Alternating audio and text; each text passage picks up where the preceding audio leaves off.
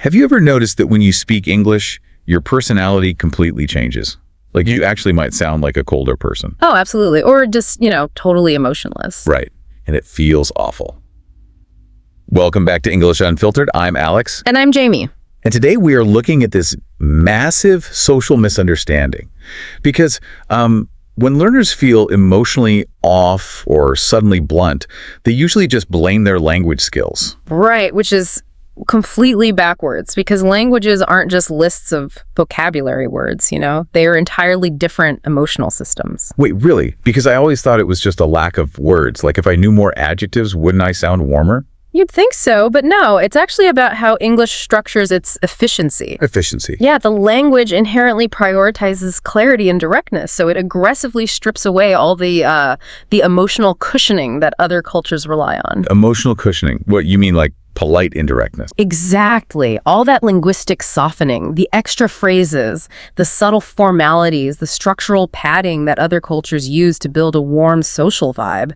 English just, it cuts to the chase. Oh, wow. So basically, speaking your native language is like walking around in comfortable sweatpants, and speaking English is like being forced into a stiff, itchy business suit. I love that. Yeah. You're just too uncomfortable to be funny. That is a perfect way to look at it. The suit leaves very little room for extra feelings, which makes the language feel sharp and distant to you. That makes so much sense. Yeah, the structural blueprint of the language itself is literally dictating your social behavior. Okay, so part of it is the language's cultural blueprint. But even if you master that direct phrasing, there has to be some kind of physical limitation happening in the brain too, right? Oh, there absolutely is. Conscious speaking literally destroys emotional spontaneity. Wait, what? It destroys it. Yes, because your brain is completely hijacked.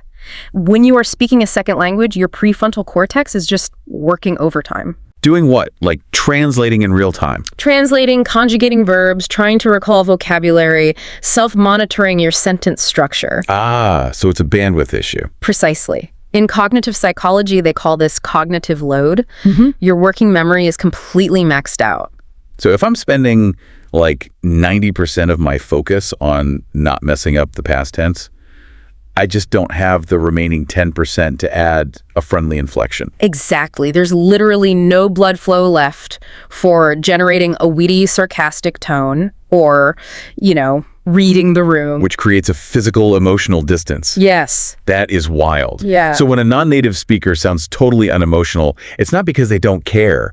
It's literally just because their brain's RAM is maxed out on grammar. 100%. And because of that cognitive overload, combined with that lack of cultural cushioning we talked about, you're basically forced to adopt a totally new identity. Like an English alter ego. Yeah. Because different languages activate entirely different emotional versions of ourselves. What? It is psychologically perfectly normal for you to feel more serious or quieter or just hyperlogical when you switch to English. So they aren't doing anything wrong. Not at all. They are just operating within a new emotional framework. Okay, but here is the big question learners worry about constantly. Are they ever going to get their real, funny, spontaneous personality back? They will. The hidden truth here is that fluency isn't just linguistic, right?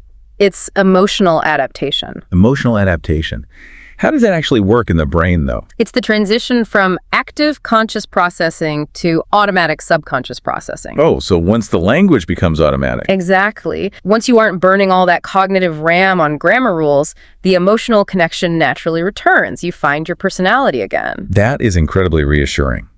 Because feeling emotionally strange doesn't mean your English is bad. Your brain is simply adapting to a completely foreign emotional communication system. Right. You just have to wear that itchy business suit until it feels like those comfortable sweatpants. It just takes time. That is such a good way to frame it. But, this leaves us with a pretty wild question to think about. What's that? If every language you speak creates a completely different emotional version of you, which version is the real you?